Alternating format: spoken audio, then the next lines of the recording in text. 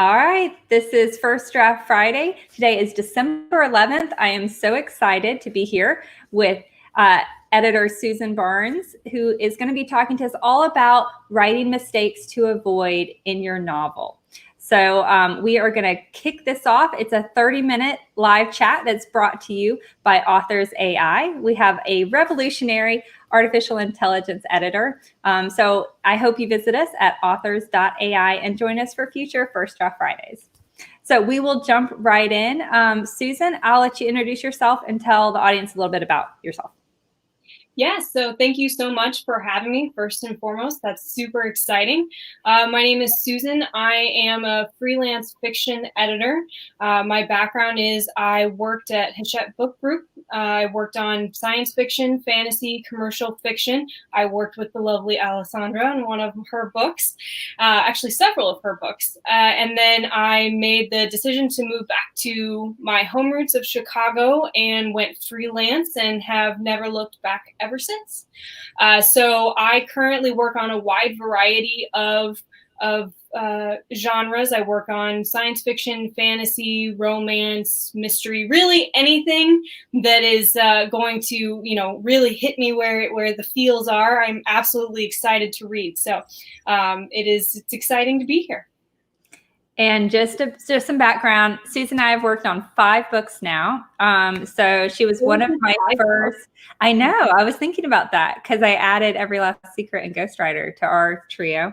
So she was one of my first traditional book editors, right? I'd hired freelance editors, and then I had a traditional editor with Harlequin, and then I came over to Hachette for a trilogy.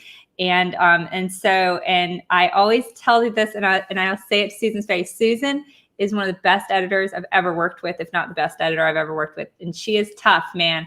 She has made me so much of a better writer from everything that she has taught me. So I'm really excited to have her on today and to talk about some things that she sees when she's looking at a manuscript and things that we should watch out for from an author standpoint. So we will be taking questions and comments. So if you're watching us live on YouTube or Facebook, pop in the chat and we'll be answering questions as we go. I already see the author fairy saying hi. So let's dive right in. Susan, what is your first writing mistake or things that you look out for in a novel? Yeah, so everybody's a little bit different. I mean, everybody has different writing experience, different backgrounds, but if I had to choose, I would say the biggest thing that you're going to see, whether you've written 50 novels or, 50% of a novel, if you send it to an editor, you're probably going to hear show, don't tell, right? You're going to agree with me on that. So show, don't tell is pretty common, and it's going to happen no matter how much you've written. And so it's really easy. It's something to keep an eye out for. So what I mean, for those of you that may not know that term, show, don't tell is when you are telling the reader something, a fact, versus being able to invite them into the story and show it to them. So if your characters are having a fight, or if they're in the midst of some sort of interaction, the easiest example of show, don't tell is saying, Susan is angry. Susan was angry. You're telling the reader, hey, she's angry, which is not necessarily always a bad thing. But when you're in a high tense moment and you really want to invite the reader in and have them feel that moment with your character, it's better to show that. So instead of saying, Susan was angry, you could say her cheeks were flushed and her fists were clenched, and there was a tick in her jaw. There's so many different ways that you can show that. So looking through your novel for declarative statements is a really easy way to do that. Seeing where you might be saying, hey, she really felt this here. You can sort of see different ways to invite the reader in. So is it really important, especially if it's a big emotional moment, is because I know we can do some telling, right? Or else the book is like 400,000 words long. So is this rule especially important in important scenes, I guess, like especially where emotions are high? That's when it's really key that we make sure that we're showing as much as we can versus telling. 100%. You are entirely correct. Writing is all about balance. I'm sure all of you have sort of found this. It's a little bit of a give and take. There are times when you can tell if it's a small detail, like, Susan ran down the street or something like that, where you're getting to the more important information. Definitely tell the reader, keep them going, keep them moving. You want to get them to the good stuff, right? But if it is that high tense moment, they're in the middle of an epic battle or a huge fight scene or something like that, you want the reader to get chills. You want them there with you. You want them to experience the emotions. So showing that portion is what's really important. But it's not just emotions either. So it's also about the context of the novel. And so I feel like when talking about show versus tell, people always sort of give the emotional example. It's the easy example. But there's another way to look at this as well, which is when you're talking about scene and setting and everything like that, being able to craft the scene so that you can show the reader, all right, I walked into a house, it's really clean in here. That's telling them that. Versus being able to show, oh my gosh, I was nervous because my footprints were showing behind me and there's not a speck of dust anywhere. And, being able to show them, oh my gosh, like this place is spick and span. Now, again, like Alessandra mentioned, you don't want to do that for everything. It would take you 3 books to show all that. But, if obviously it's a haunted house that is the main point of your novel and it's weirdly clean, that's probably something you want to show your readers, right? Because you want them to be like, that's really weird and kind of creepy. And maybe a serial killer who's hiding blood lives here because they need to clean all that stuff up. So, that's sort of the balance between that. That makes perfect sense. So if someone's writing, does this vary from genre to genre? Like literary fiction is a lot more showing, where maybe like a cozy mystery, I'm not meaning to, I just interviewed some cozy mystery authors. So we were talking about how their books are shorter and things like that. You can do more telling, or again, it's just a balance and your editor will help guide you through that. So it is definitely different genre to genre. So obviously a more literary novel spends more time on the feel of even the more minute details. And you as an author will be able to sort of get the feel for this by reading well within the genre that you want to write. I mean, the more you can read what you're trying to write, the better, because you're going to get the feel for how it's supposed to flow and what it's supposed to feel like. I mean, it's always going to be a balance. There's not a huge spectrum between the different genres. There is definitely a gradient of, literary spends more time on the details. It's about the writing and the gorgeous prose and being able to take you on that adventure. If you're writing a romance or a science fiction novel, sitting under the tree is just sitting under the tree waiting for the main character to get there, so there is a little bit of a balance there. Makes perfect sense. All right, I love that. So show, don't tell. So we sort of touched on this with show, don't tell. I think the second probably biggest thing that you'll hear about as a new or an existing author is info dumping, is telling your reader too much at once, right? It's the temptation. It's so tempting because you as the author, everything about your characters. What they had for breakfast this morning, what their favorite color is, everything like that. And when you get so far into a novel, you're like, why wouldn't they want to know all these amazing details? Look at my character, they're fabulous. So being able to take a look objectively at each scene, at each chapter, and see, okay, what do my readers need to know, and what do they need to know now? And those are 2 very different questions. And the biggest thing that I tell my authors is, when you're going through your novel, take a look at what backstory you're giving. I've actually heard the recommendation, highlight it, whether you're printing it out or on the computer, however fancy you get, highlight it and see if you're highlighting and it's coming out in big paragraphs, you're probably giving too much. And take a look at that and ask yourself those 2 questions. What do they need to know? and what do they need to know right now? Because, maybe the detail that they had eggs for breakfast isn't necessarily important in this scene, but maybe in a later scene, she actually decided to murder her husband over eggs for breakfast. I mean, that's kind of a cool detail. You want that, right? So, give and take right there, being able to decide what they need to know, when they need to know it, and really spreading it out throughout your novel. And this, I really want to highlight the biggest thing for this. Do not try to figure this out while you're writing. Don't do it. Okay. Write. When in doubt, put the information there and you can figure it out later. Yep, that's exactly right. Because you're always going to shift things. Even if you are the most plotter person on the planet, that's a lot of P's, I'll tell you right there. Things are going to change as you move your way through. I mean, things change massively halfway through the novel. So instead of really getting yourself caught up in the details, get to the end. Get to the end of your story. Be able to say, I finished a book. Because that is a huge accomplishment no matter what. And then when you're going back, then take a look. All right, well, do I need to know, that she was intending to murder her husband now?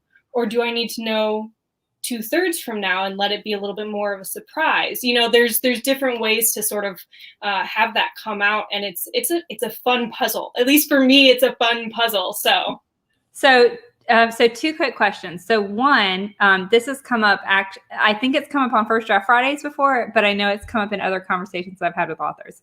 So many of us, me included, don't really know what exposition is. We think it's backstory, but we're not sure. So can you give us an intelligent explanation of what exposition is? So it depends on in what context you're talking about and who you're talking to. In general, I would say exposition is narrative. So when you're looking at a book, when you're looking at a page in a scene where you are seeing the description of the scene, where you're seeing the description of what they're doing, everything like that, that's sort of the exposition of moving through the novel. And then you get to the dialogue and sort of the interaction and things like that. So that's sort of how I would define it. I know other people would define it differently. I mean, that's sort of so it's not necessarily backstory. It's just something, it's just information, whether it's about the setting, whether it's about the actions, whatever. Okay. Correct. And I really think that's an important thing to note, because info dumping doesn't have to be about backstory. You can info dump in a present situation, where you, again, going back to the house scene, everything like that, if you really want to, take home the fact that it's clean, you might describe it in 8 different ways. Wow, well, nothing's out of place. The countertops are sparkling, and look, the rugs are immaculate, and you're going on and on and on and on and on, and different, details, obviously, and depending on how important this house is, it might be important, but it's info dumping. You're telling them all of this at once in probably 3 big paragraphs right in a row. You don't want your readers to get bored. They're going to put down your book. I mean, readers nowadays, especially, are, wanting to sink into the novel, to feel it. It doesn't necessarily mean it has to be fast paced, but it needs to move forward. It needs to be engaging. It needs to keep their attention. And if you're just giving them sort of a rundown of information, info dumping to them, regardless of whether it's backstory or just general exposition of the entire novel, you're going to lose their attention. And this is especially, I think, the authors that are often guilty of this is those who have to do a lot of research. I can tell you, if I learned everything there is to know about serial killers, I feel like I have to share everything I have learned, right? Like, I'm so proud of all of this new information that I have. And the reader doesn't really care about any of that, or they think that I'm telling them something that's crucial to the novel. And so then they fixate on it. And then they want to know why at the end of the book, I went on and on and on about, Ted Bundy's missing scarf or something, if that didn't show up later in the book.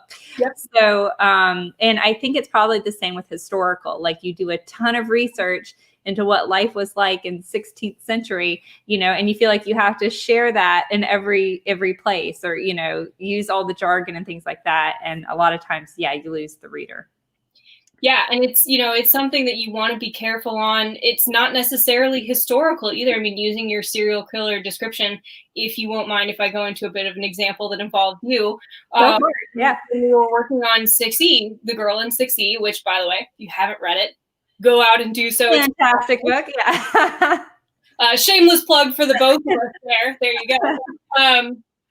You did a lot of research into cam girls, into being isolated, into being that way. And I just loved the details that we were able to sneak in, like the fact that she had to, Amazon Prime order like tampons and stuff like that, because she didn't go anywhere. She literally was afraid to leave her apartment.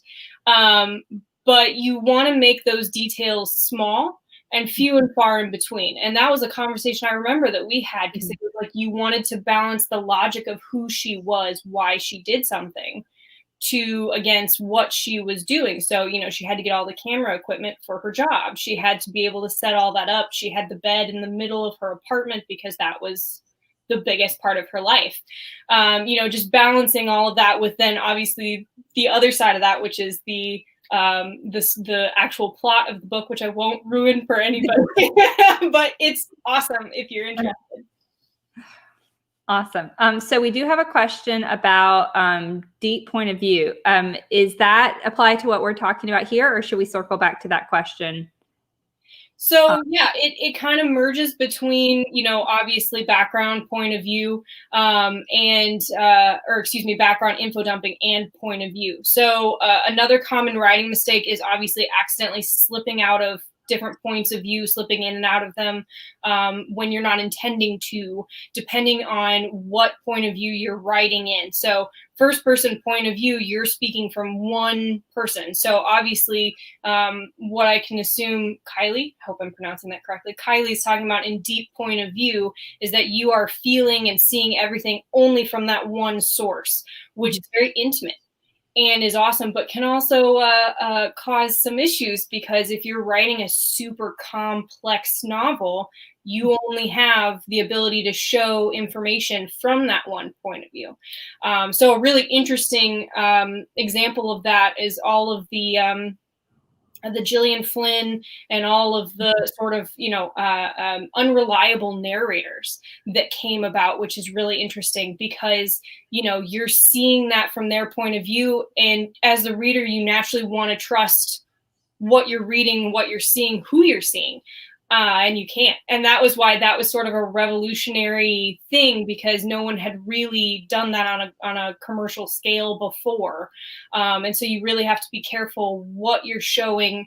I know personally, I had an author, she was writing a really cool urban fantasy novel, but the problem we had was the world was so big and she had so many details that doing it from a first person point of view caused problems, because then you just basically had people coming back and reporting to her because she had to know about something going on over here. Right. Yeah. She couldn't be everywhere at once. So it was something we had to talk about whether or not to change to like third person limited or something like that, because, it was kind of hilarious. Like every few chapters of, all right, I got to come back and tell her that I found this out. And it's like, well, we already saw that, but it was kind of a hilarious issue. So what was the solution? Did you add more point of views? No. So what we ended up doing was making her more involved in the plot. Okay. It makes sense that she would know these things. Right. So, obviously, point of view is something to really think about before you start writing, because it is a common writing mistake to get to that point and be like, crap, I don't know how to fix this. And it's certainly something you can fix, but it is a lot of work to go back through and change your point of view, to add a character, to do things like that. So while you're thinking of your next novel, plotting your next novel, anything like that, as much as possible, try to think about how much am I going to need them to see? Because if it's, not possible to do it from first person point of view, the earlier now. Absolutely.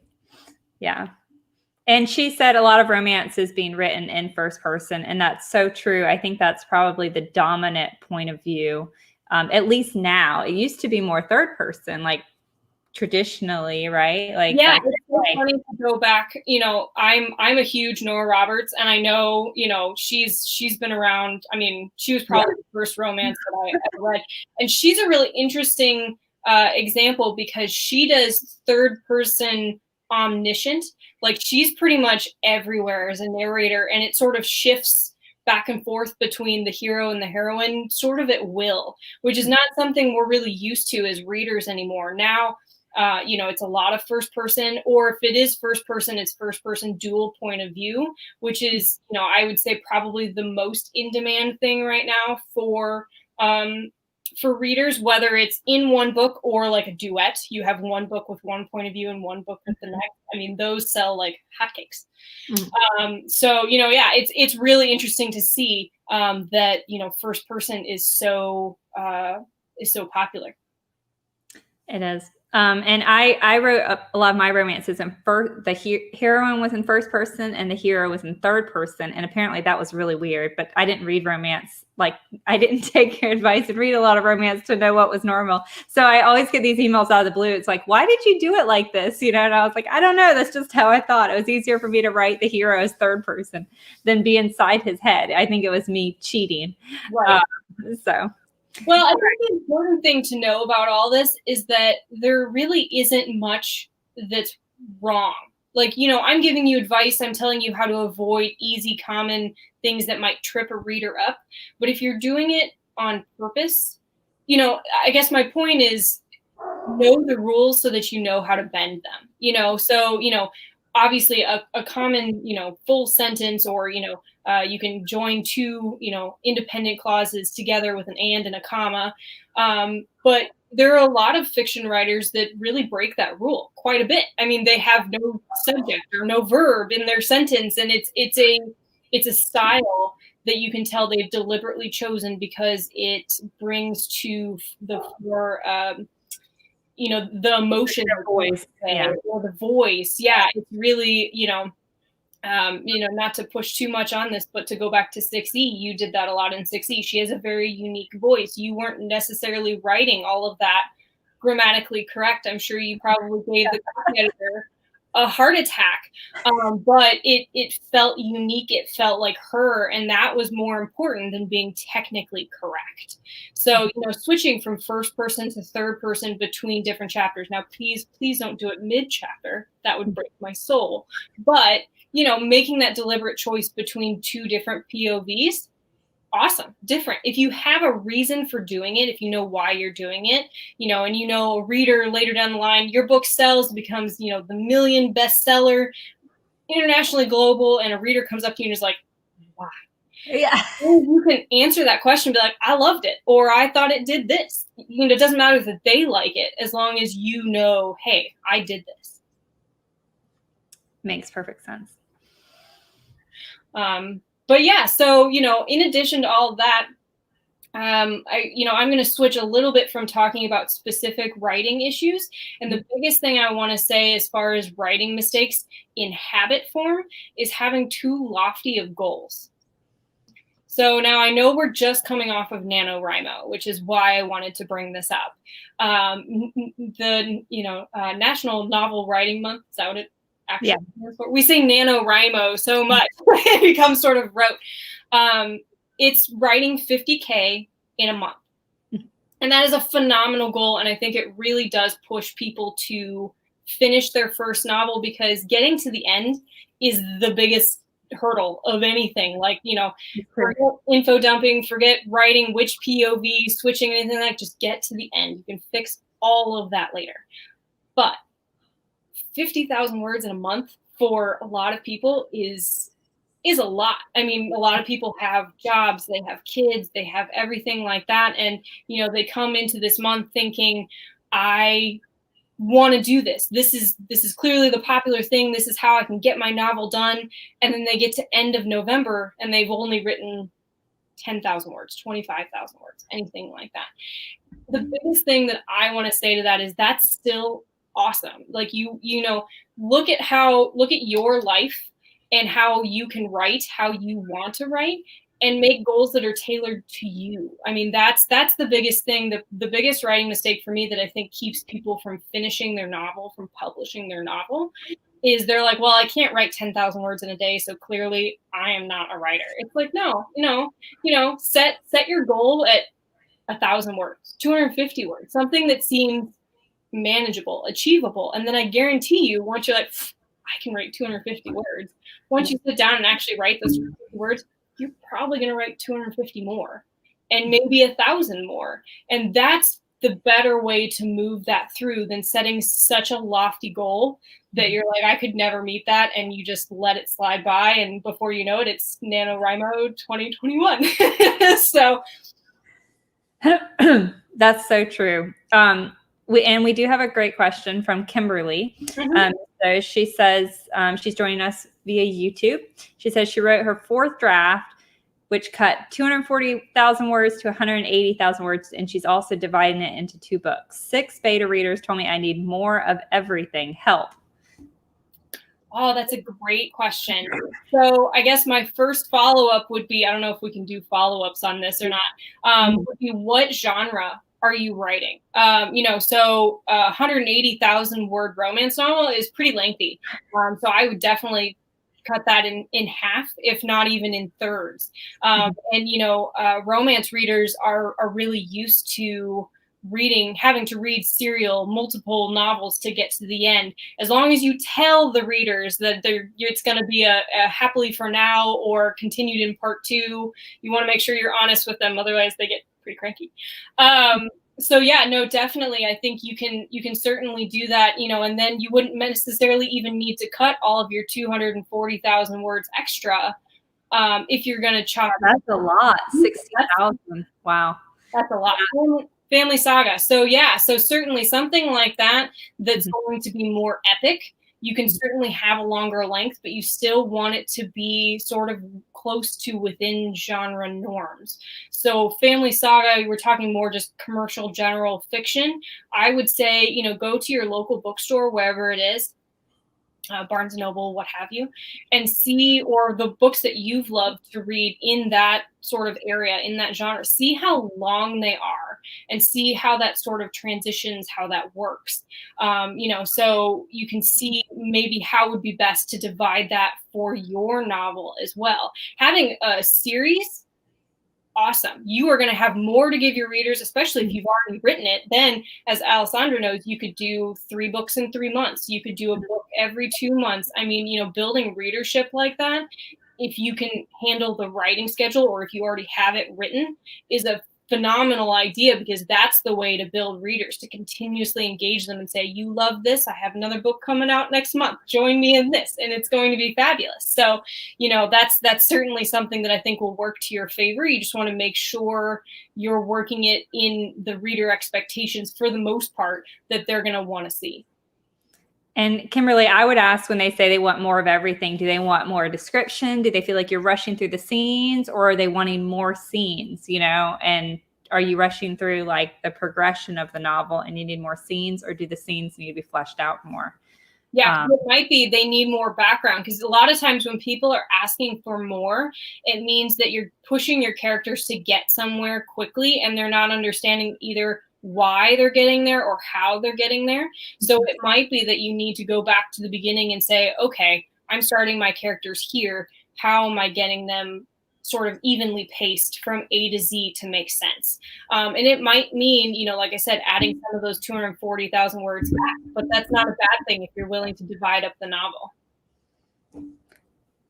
I was looking at word counts for 50 Shades of Grey the other day randomly, because that's what authors do in our spare time. Oh, yeah. And I was amazed. I didn't realize those books were like 150,000 words, some of them.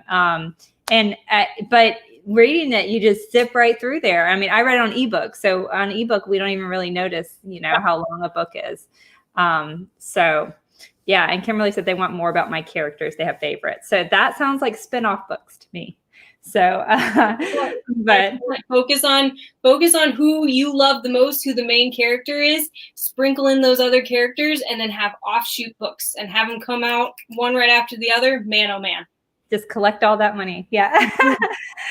All right. Well, we are just about out of time. Is there any last tips or, tricks that you want to share before we sign off for the week?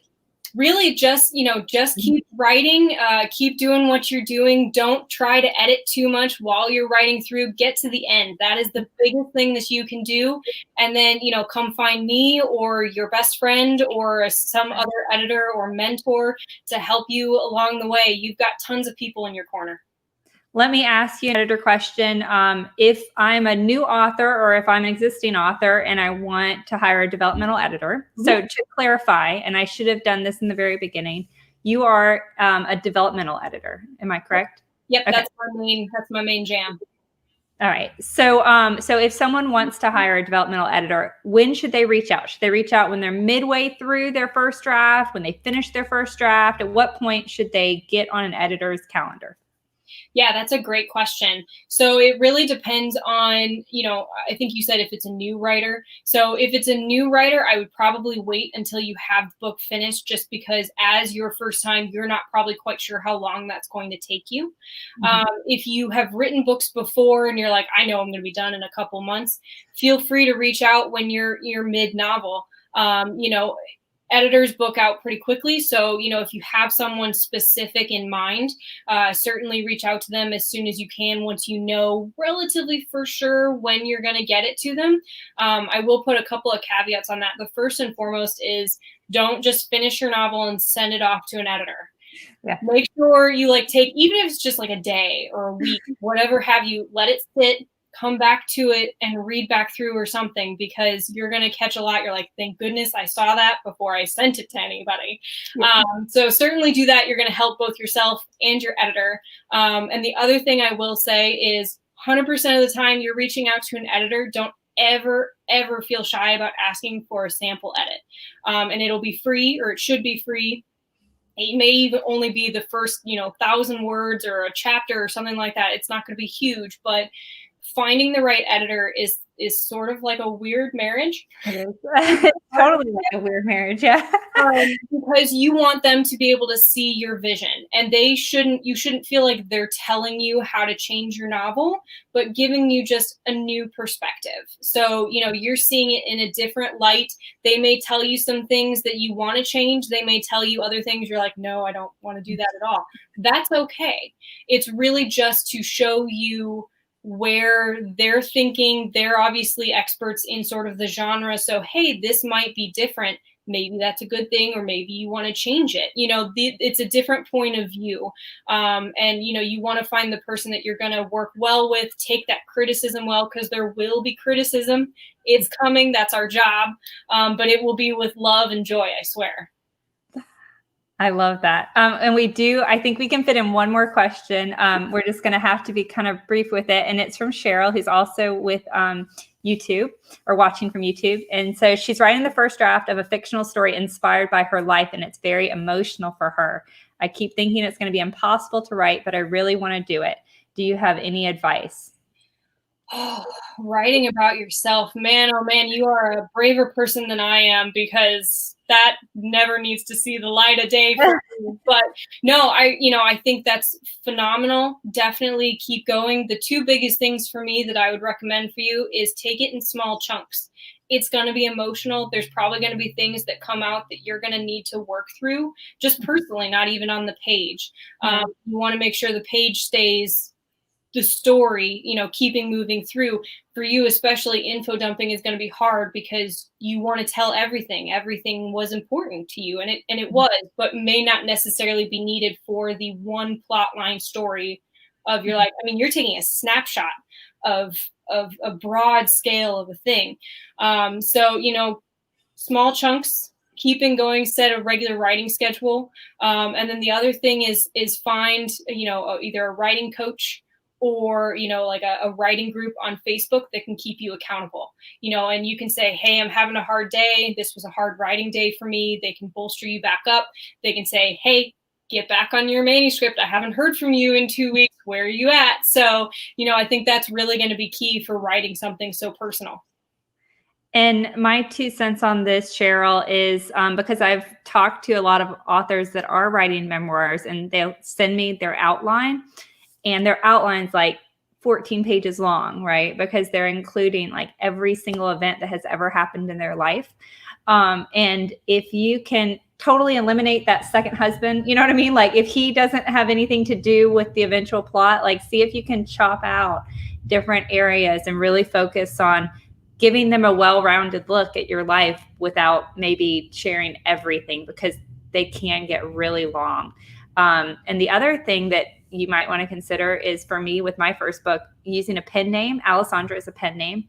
It gave me so much freedom where I could really be honest with my characters and not worried about people judging me for when they read the book.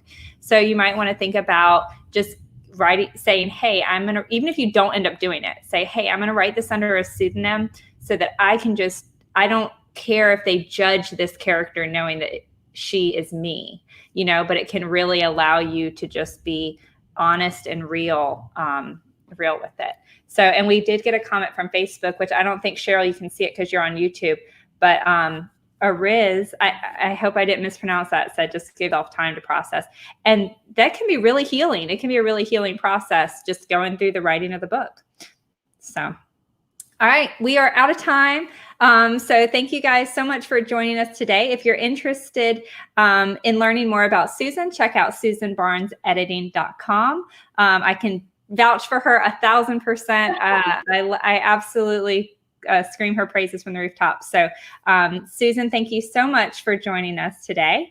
And if you don't have time to wait for an editor, or you want to really clean up and polish your manuscript before it gets sent to an editor, please visit authors.ai and check out Marlo. She is our artificial intelligence developmental editor. She's really kind. She's really nice, but she gives you some great feedback, and you can get her feedback in just a couple of minutes. So check out authors.ai to explore Marlo, and check back with us. Keep watching. Subscribe if you're watching online or listening to the podcast, and we'll see you at the next First Draft Friday. Thank you, guys.